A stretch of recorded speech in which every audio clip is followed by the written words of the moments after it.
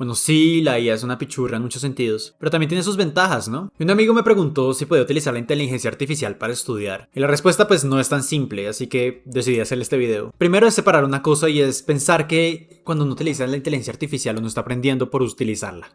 Y no. Es decir, no te vas a volver un experto en inteligencia artificial por utilizar inteligencia artificial, no va a pasar. Ni tampoco porque crees código utilizando la inteligencia artificial vas a mejorar siendo programador. Al menos no per se. Acá quiero contar una anécdota. Una amiga cercana trabaja siendo profesora de una maestría y lo curioso es que, bueno, ella no es muy cercana a la tecnología, así que pues las inteligencias artificiales no las había utilizado suficiente. Y una vez le llegó un trabajo, el cual ella sintió que estaba un poco extraño. Así que ella me preguntó, David, ¿esto está bien? Está un poco extraño, ¿no? Así que bueno, yo tomé el trabajo y lo revisé y pues tenía un par de cositas curiosas. Primero empezaba con un, claro, la respuesta a esto es...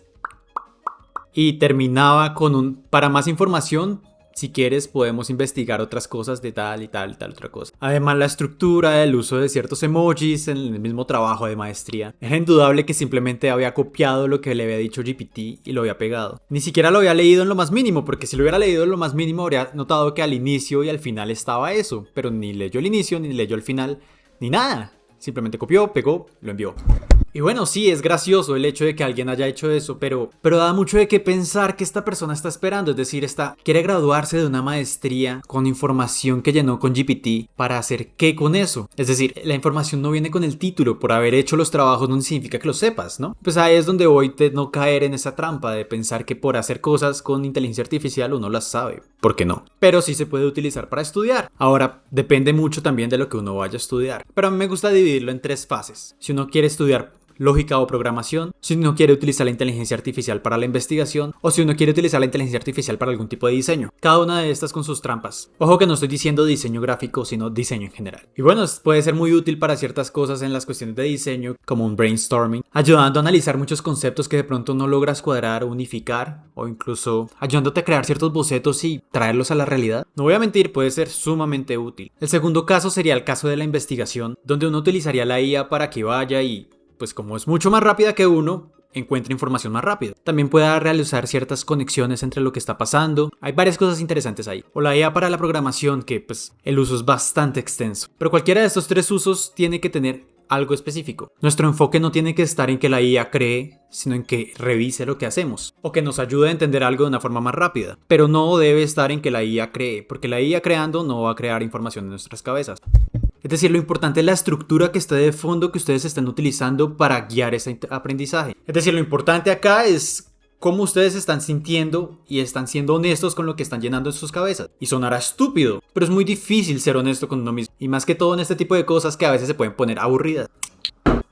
Acá es donde vendrán algunos a decirme, no, es que existe tal página donde te ayudan a aprender yo no sé qué cosas y utilizan inteligencia artificial y existe tal otra aplicación, bla bla bla. No sé si lo notaron, pero la inteligencia artificial empezó a tener como un boom muy grande de un momento a otro. Bueno, no es casualidad. Digamos que solamente ciertas casas de inteligencia artificial, bueno, realmente ciertas casas que manejan ciertos modelos, son realmente las que están siendo la inteligencia artificial que se está moviendo a nivel mundial. La mayoría de las otras simplemente están nutriéndose a sí mismas del API de esas grandes casas. ¿A qué me refiero? Pues que entrenar una inteligencia artificial a niveles como los que tenemos hoy en día es muy costoso. Es muy difícil, necesita mucha computación. ¿Qué es lo más fácil? Pues simplemente contratar estos modelos ya existentes y hacerlos pasar por estas otras inteligencias artificiales. Es decir, muchas de estas aplicaciones son simplemente GPT con un pintado de cara. Pero son GPT. O bueno, Min-Max, Claude, pero cualquiera de estas casas grandes. Así que personalmente no recomiendo utilizar este tipo de aplicaciones porque simplemente van a estarte estafando. O porque simplemente podrías lograr lo mismo con GPT. Así que, ¿qué aconsejo yo? Bueno, mi consejo va según los niveles que ustedes tengan. Es decir, si no le quieren meter plata a esta vaina y no son muy tecnológicos, utilizar Gemini directamente desde sus celulares o desde la página, o GPT, incluso llama desde WhatsApp, es totalmente válido. ¿Qué es lo importante? Que no lo utilicen para que les haga la tarea, sino pregúntenle cosas para que los vaya guiando hacia una respuesta. Y pregunten mucho.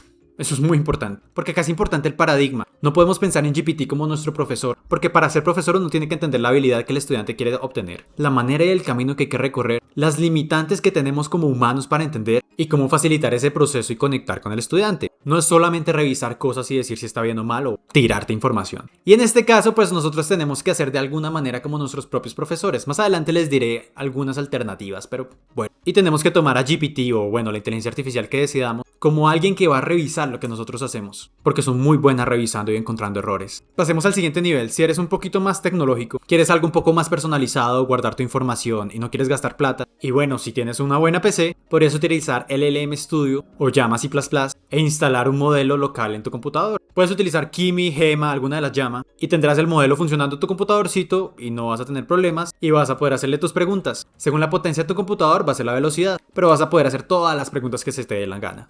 Esto se llama tener modelos locales. Ya si puedes invertir un poco de dinero, recomendaría empezar por una de las suscripciones básicas, porque realmente te permite acceder a modelos más potentes y hay una diferencia, como que va a pensar mejor y te va a mentir menos. Igual te va a mentir, pero mejor. Recuerda nunca en la vida tomar lo que dice una inteligencia artificial por verdad, porque mienten mucho. Pero bueno, ahora pensemos en el siguiente nivel. ¿Qué tal si tenemos unos documentos, unos archivos y queremos que esta inteligencia artificial pueda revisar los archivos en lugar de nosotros estar copiando y pegando o enviando capturas de pantalla? Porque cuando es solo un archivo, pues no es gran problema. Pero cuando tienen todo un codebase, tener que enviar script por script o archivo por archivo es una tortura horrible. Acá es donde entran a ayudarnos los agentes. Entonces nuevamente depende del nivel que ustedes quieran manejar. Si ustedes quieren seguir utilizando esta inteligencia artificial de manera local, no hay problema, hay muchas implementaciones de LLM Studio o Llama C++ con OpenCode, o si están pagando una suscripción, muchas de estas aplicaciones permiten iniciar sesiones sin necesidad de gastar créditos extra, con algo que se llama O-Authentication, y simplemente iniciar sesión con sus cuentas y ya. Como pues para que no les vaya a llegar una cuenta extra o un pago extra, sino como máximo simplemente se van a quedar sin tokens por 5 horas. Es decir, acá sí entra a ser muy importante los tokens, porque aunque en un chat normalmente casi que ni los notamos, es muy raro que nos pase que nos quedemos sin poder hablar con inteligencia artificial en un chat, a menos de que estén enviando muchas imágenes o sea un texto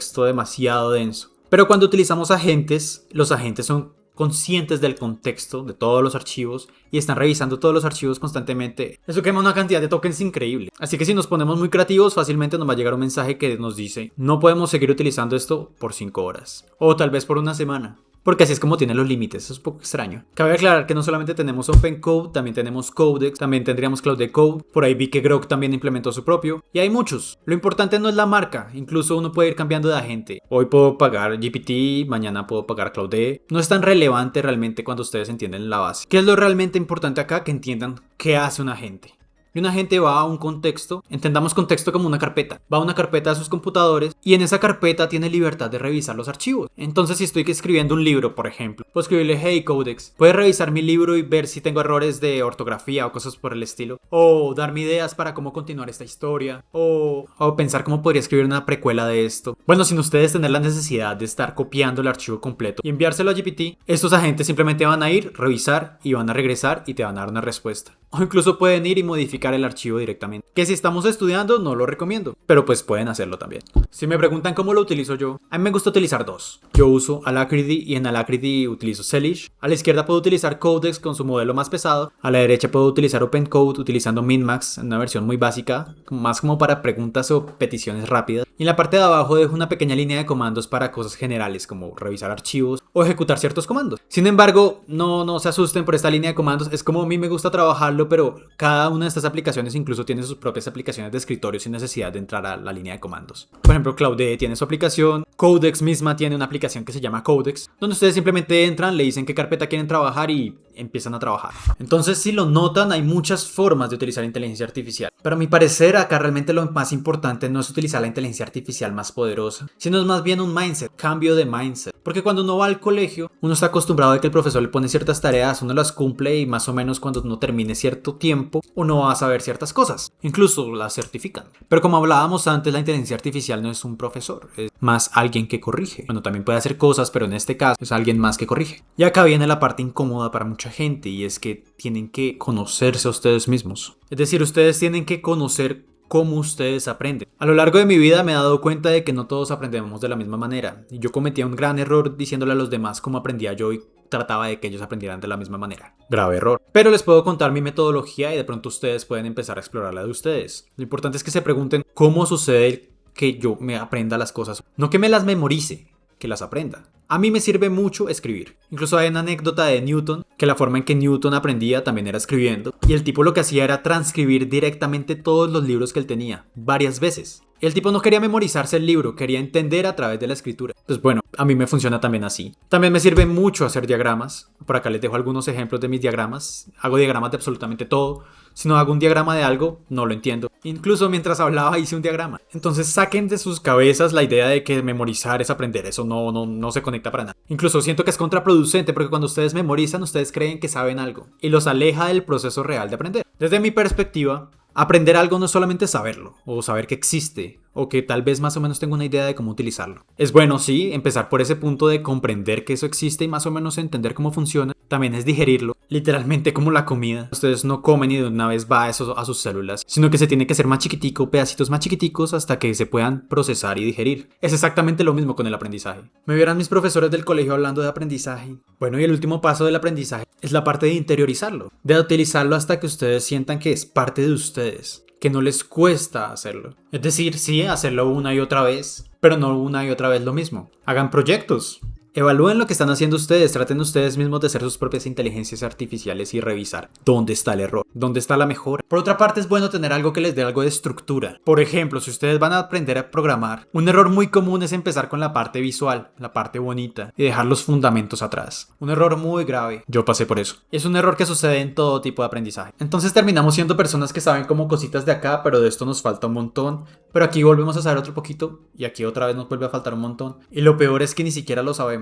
Porque como solamente utilizamos estas partes, estamos perdidos del resto. Las personas no saben lo que no saben. Y suena tonto, pero es literal. O sea, las personas no saben que todo esto existe. Y como no saben que todo esto existe, no saben que eso les falta. Y por lo tanto sienten que están completos. Por eso normalmente los idiotas hablan con tanta seguridad. Entonces, ¿qué recomiendo acá? Bueno, más allá de los cursos, porque siento que los cursos suelen también ser muy superficiales y suelen todos ser como muy similares. No todos, pero mayoría. Y créanme que he estado metido en muchos cursos. Pero recomendaría que utilicen como estructura los libros. Por ejemplo, acá tengo este, es sobre la inteligencia artificial y Python. No puedo decir que sea el mejor libro del mundo, pero es interesante al menos como tenerlo como base. Incluso si a uno no le gusta, uno lo puede cambiar, no hay problema, no hay que amarrarse a nada. Pero lo importante de esto es que alguien ya al menos se pensó una estructura que tenía que seguirse para al menos aprender esto. Incluso lo que les decía de que escribo todo, pues también tengo mini libreticas en cada uno de los libros. En ellas lo que voy. Me gusta explicarme las cosas a mí mismo. Y bueno, me funciona. ¿Cómo suelo utilizar la inteligencia artificial acá? Suelo tomar fotos de algunas partes, algunos ejercicios y preguntar. Porque muchos ejemplos acá simplemente no son claros. La inteligencia artificial es muy amplia. Me puede explicar las cosas de muchas maneras. Me puede dar diferentes tipos de ejemplos. Luego yo hago mi propio ejemplo y le pregunto si estoy entendiéndolo. Y pues me corrige. Entonces es como tener cierta libertad de hacer lo que les dé la gana y al mismo tiempo tener una estructura para al menos seguirla. Y pues a mí me parece que es la mejor forma de hacer esto. A mí. ¿Qué es lo importante de todo esto? Que sean honestos con ustedes. Solo ustedes se conocen a ustedes. Solo ustedes realmente saben cuando están entendiendo algo y cuando algo simplemente les suena a chino. Y pues cuando les suene a chino, pregunten. La pinche inteligencia artificial nos tiene un montón de paciencia. Y si tienen una estructura, pues se van a poder guiar para qué sigue. O de pronto, qué me falta. Y si ustedes van haciendo de a poco lo que ya conocen y van construyendo cosas más interesantes, van a ir llegando a ese conocimiento que no tienen. Si se tiene humildad suficiente para aceptar que uno está equivocado, claramente. Me encanta esta frase de Musashi de empieza por lo que sabes y lo que no sabes te será revelado. Y pues no es más. Bye.